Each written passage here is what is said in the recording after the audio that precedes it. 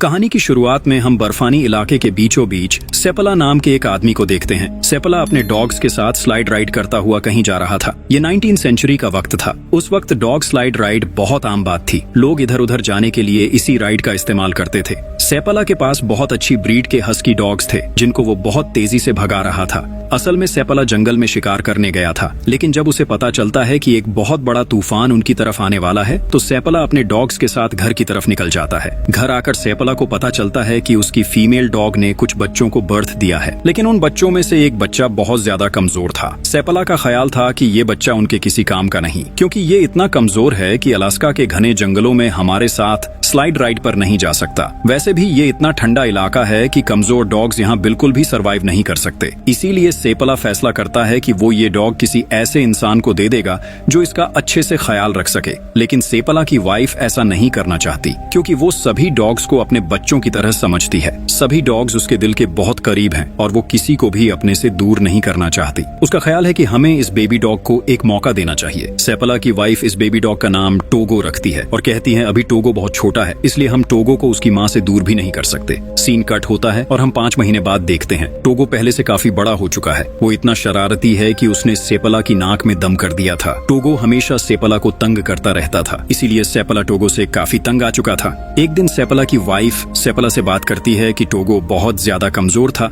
लेकिन अब ये सभी डॉग्स से ज्यादा तेज है। वो सेपला से कहती है कि टोगो अब काफी बड़ा हो चुका है, इसलिए आपको इसे अपने साथ स्लाइड राइड पर ले जाना चाहिए। लेकिन सेपला अभी भी ये समझता है कि टोगो इसके काबिल नहीं और ना ही वो इस बर्फानी इलाके में सरवाइव कर सकता है। एक दिन टोगो सेपला को इतना तंग करता है कि सेपला उसे अपने एक दोस्त के यहाँ दे देता है। सेपला की वाइफ टोगो के लिए बहुत ज्यादा परेशान थी। वो जानती थी कि टोगो जितना तेज है कोई भी उसका ख्याल नहीं रख सकता। अगले दिन दोनों काम कर रहे थे कि सेपला का दोस्त टोगो को वापस देने आ जाता है। वो सेपला से कहता है आपका डॉग बहुत शैतान है, इसने मुझे बहुत तंग किया, इसलिए मैं इसे नहीं संभाल सकता। सेपला की वाइफ ये सुनकर बहुत खुश होती है, क्योंकि वो बाकी डॉग्स की तुलना में टोगो से ज्यादा जुड़ी हुई थी। सेपला जब भी स्लाइड राइड के लिए जाता तो टोगो भी बाकी डॉग्स के साथ भागता था। सेपला टोगो को रोकने के लिए उसे पिंजरे में बंद कर देता था, लेकिन टोगो इतना ज़हीन था कि वो जमीन खोदकर पिंजरे से बाहर आ जाता था। टोगो भागते हुए बाकी डॉग्स के पास जाता और उन्हें भी तंग करता था। टोगो का दिल करता था कि वो हमेशा खेलता रहे। इसी वजह से बाकी डॉग्स की रूटीन भी खराब हो रही थी। सेपला तंग आकर टोगो को एक रूम में बंद कर देता है, लेकिन टोगो रुकने वाला नहीं था।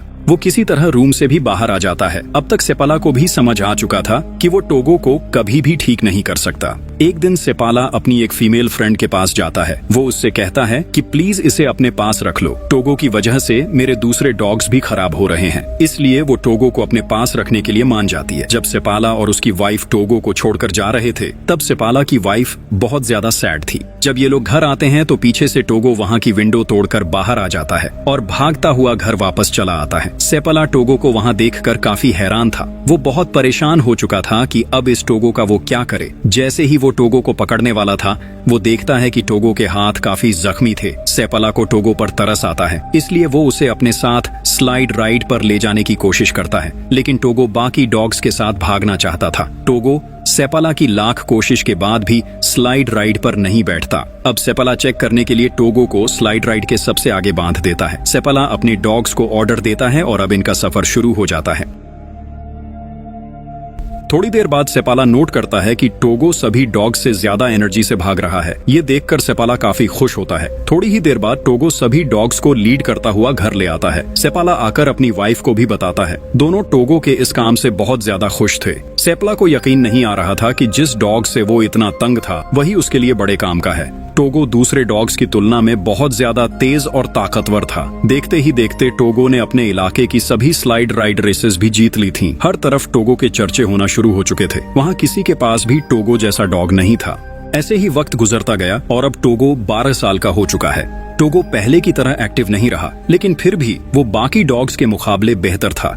एक दिन सेपला अपने डॉग्स के साथ वापस गांव आया। तब उसे पता चला कि गांव में एक अजीब तरह की बीमारी फैल चुकी है। ये बीमारी बच्चों पर असर कर रही थी और असर होने के बाद बच्चे मरते जा रहे थे। सभी लोग बहुत ज्यादा परेशान थे, क्योंकि उनके पास इस बीमारी का कोई भी इलाज नहीं था। अगले दिन गांव के बड़े सभी लोगों को एक जगह इकट्ठा करते हैं। वो बताते हैं कि इस बीमारी से बचने के लिए हमारे पास कोई भी मेडिसिन नहीं है। हमें निवाड़ा नामी जगह से मेडिसिन मिल सकती है, लेकिन वो जगह यहाँ से 500 किलोमीटर दूर है। लेकिन मसला ये है कि यहाँ बहुत बड़ा तूफान भी आने वाला है। सुनने में आया है कि तूफान 2 हफ्ते तक रहेगा, लेकिन अगर हम और ज्यादा लेट हुए तो हमारे बच्चों की जान को खतरा है। तब सेपला भी बताता है कि जब मैं गांव वापस आ रहा था तब मेरा डॉग टोगो तूफान को देखकर घबरा रहा था। उसने ऐसा काम कभी नहीं किया। आज वो तूफान को देखकर घबरा रहा था, इसलिए हमें भी तूफान से बचने के लिए कुछ करना चाहिए। इसके बाद सेपाला अपनी स्लाइड राइड पर बैठकर वहां से जाने लगता है, लेकिन रास्ते में एक डॉक्टर सेपाला से लिफ्ट मांगता है। सेपाला डॉक्टर को हॉस्पिटल उतारता है, लेकिन वहां उसे बहुत सारे बच्चे दिखाई देते हैं जिनकी हालत बहुत ज्यादा खराब थी। सेपाला को समझ आ चुका था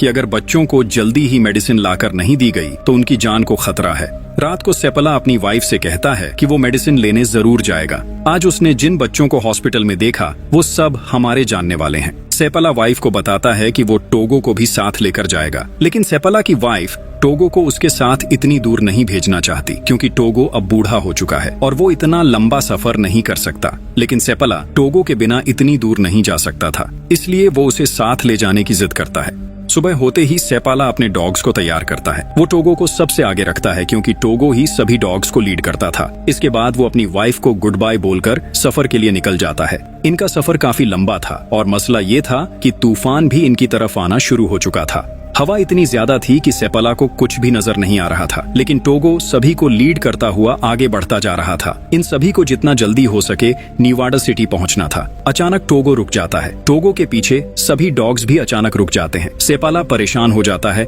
क्योंकि टोगो ने आज तक ऐसा काम नहीं किया था। जब सेपला जाकर देखता है तो पता चलता है कि सामने बहुत बड़ी खाई है। अगर टोगो समय पर ना रुकता तो ये सारे के सारे खाई में गिर जाते। सेपला टोगो को अप्रिशिएट करता है। तभी वो देखता है कि टोगो के पांव में बहुत गहरी चोट आई हुई है। चोट में से खून भी निकल रहा था। इसके बाद ये लोग सफर करते करते एक चेक पोस्ट पर पहुंचते हैं। ये लोग रात वहीं गुजारने का फैसला करते हैं। चेक पोस्ट पर एक लेडी डॉक्टर थी जो टोगो के पांव पर कुछ लगाती है। वो सेपला को बताती है कि टोगो अब काफी बूढ़ा हो चुका है। वो इतना लंबा सफर करने के काबिल नहीं रहा, क्योंकि वो बहुत कमजोर हो चुका है। लेकिन सेपला को अभी भी अपने डॉग टोगो पर यकीन था कि वो ये काम कर सकता है। उसके अलावा उनके पास कोई डॉग नहीं था जो इतना बड़ा काम कर सके। अगली सुबह सेपला अपना सफर दोबारा से शुरू कर देता है। टोगो बिना रुके सभी डॉग्स को लीड करता हुआ आगे बढ़ रहा था, लेकिन तभी इनके सामने एक गहरी नदी आ जाती है। नदी बर्फ की वजह से जमी हुई थी। मसला ये था कि दूसरी तरफ से तूफान भी इनकी तरफ बढ़ रहा था। सेपाला अपने डॉग्स पर यकीन रखते हुए डॉग्स को आगे बढ़ने का हुक्म देता है। सभी डॉग्स तेजी से नदी पार करने लगते हैं। इनके ऊपर चलने से नदी की सतह हिल रही थी, लेकिन किसी तरह ये लोग नदी पार कर लेते हैं। इधर सेपला की वाइफ मेयर के पास जाती है। वो मेयर को बताती है कि निवाडा से मेडिसिन को भेज दिया गया है। मेडिसिन रास्ते में सेपाला को मिल जाएंगी, लेकिन मसला ये था कि सेपाला ने निवाडा जल्दी पहुंचने के लिए शॉर्टकट ले लिया था। अगर रास्ते में उसे मेडिसिन ना मिली तो सेपाला का सफर और भी ज्यादा लंबा हो जाएगा। इधर सेपाला अपने डॉग्स के साथ पूरा दिन सफर करता है। रात को ये लोग एक और चेक पोस्ट पर रुकते हैं। तब टोगो की हालत बहुत ज्यादा खराब हो चुकी थी, लेकिन टोगो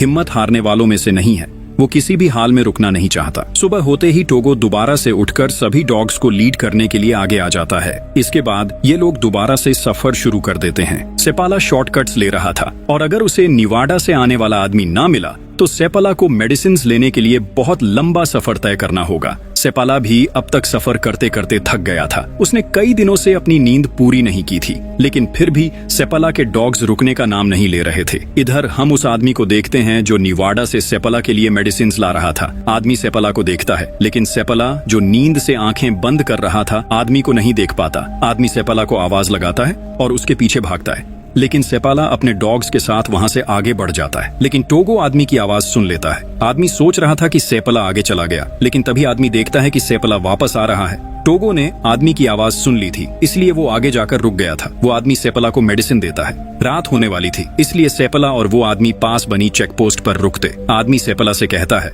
अपना डॉग यहीं छोड़ दो, क्योंकि आगे बड़ा तूफान है। टोगो की हालत इतने बड़े तूफान के लिए काबिल नहीं, वो सरवाइव नहीं कर पाएगा। मैं नहीं चाहता कि तुम अपना प्यारा डॉग टोगो खो दो। लेकिन सेपाला ऐसा नहीं करना चाहता। वो कहता है, टोगो मेरा लीड डॉग है। टोगो सभी डॉग्स में से सबसे अच्छा है और मेरे दिल के करीब है। मैं टोगो के बिना बिल्कुल भी सफर नहीं कर सकता। सुबह होते ही ये लोग वापसी का सफर शुरू कर देते हैं। आगे जाकर इन्हें वही नदी पार करनी थी जिसके ऊपर से कल ये लोग गुजर गए थे। सेपाला अपने डॉग से कहता है, आगे बढ़ो।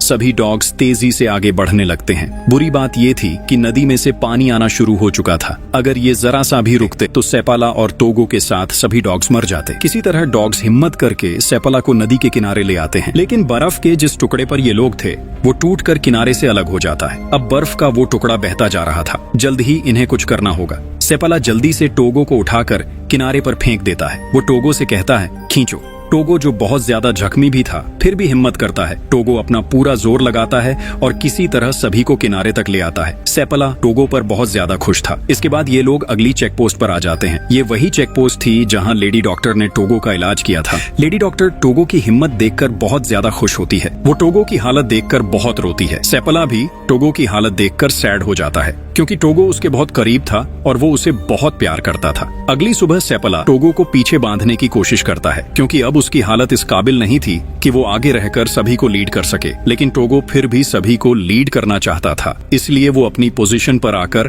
खड़ा हो जाता है। इसके बाद ये लोग अपना सफर शुरू कर देते हैं। तूफान इतना तेज हो चुका था कि सेपाला को कुछ भी दिखाई नहीं दे रहा था। सेपाला बहुत परेशान हो जाता है। वो टोगो के पास जाकर कहता है, मुझे तो रास्ता नजर नहीं आ रहा। तुम्हें ही हम सबको घर तक ले जाना होगा। मुझे यकीन है कि तुम ये जरूर करोगे। सेपाला सीट पर बैठकर अपना पूरा फेस कवर कर लेता है और अब टोगो इन सभी को घर की तरफ ले जाने के लिए लीड करने लगता है। लेकिन शायद अब तक टोगो की हिम्मत भी जवाब दे चुकी थी। टोगो बहुत ज्यादा थक चुका था और वो वहीं बैठ जाता है। सेपाला उठकर टोगो के पास जाता है। वो टोगो से कहता है, तुम्हें उठना होगा।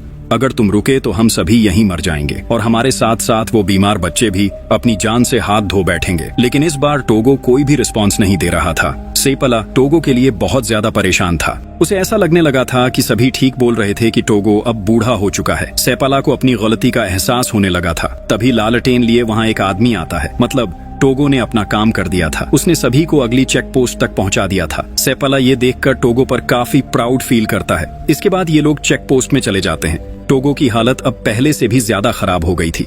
वो बिल्कुल चुपचाप लेटा हुआ था।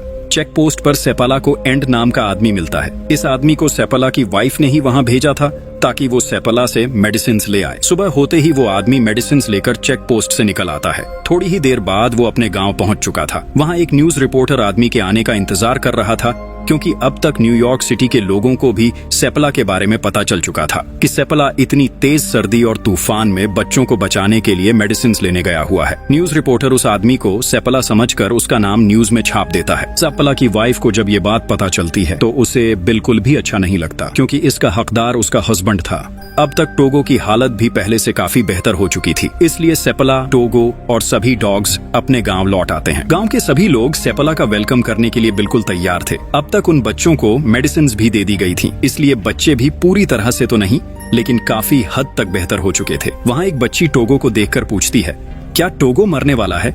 ये सुनकर सेपाला को बहुत बुरा लगता है और वो घर से बाहर चला जाता है। तभी सेपाला की वाइफ बाहर आती है। सेपाला अपनी वाइफ से कहता है, टोगो 12 साल का हो चुका है। मेरी गलती की वजह से टोगो की हालत इतनी खराब हो गई है। मुझे उसे साथ नहीं ले जाना चाहिए था। सेपाला की वाइफ उससे पूछती है, क्या टोगो के अलावा कोई और डॉग था जो इतना लंबा सफर कर पाता? ये सुनकर सेपाला चुप हो जाता है, क्योंकि वो भी जानता था कि सिर्फ टोगो की वजह से ही सेपाला इतना लंबा सफर तय कर पाया। टोगो के अलावा कोई भी ये काम नहीं कर सकता था। अगली सुबह सेपाला सभी डॉग्स को तैयार करता है। टोगो भी साथ जाना चाहता था। तब सेपाला समझ जाता है टोगो स्लाइड चलाना नहीं चाहता, बल्कि वो सेपाला के साथ समय बिताना चाहता है। कुछ दिन बाद टोगो बिल्कुल ठीक हो चुका था, इसीलिए सेपाला अपनी वाइफ और टोगो के साथ फिर खुश रहने लगा। 2 साल बाद टोगो के बहुत सारे बच्चे हुए। इन बच्चों को बहुत से लोग महंगे दामों पर खरीदना चाहते थे। टोगो की ब्रीड को एक नया नाम दिया गया था, वो था सेपाला साइबेरियन। इसके बाद 1929 में टोगो मर जाता है। टोगो के बाद साइबेरियन और उसकी वाइफ बहुत ज्यादा उदास थे। टोगो को वहाँ के लोग भी बहुत पसंद करते थे, लेकिन अब टोगो उनसे दूर चला गया था। और इसी के साथ ये मूवी यहीं खत्म हो जाती है। आपको मूवी कैसी लगी?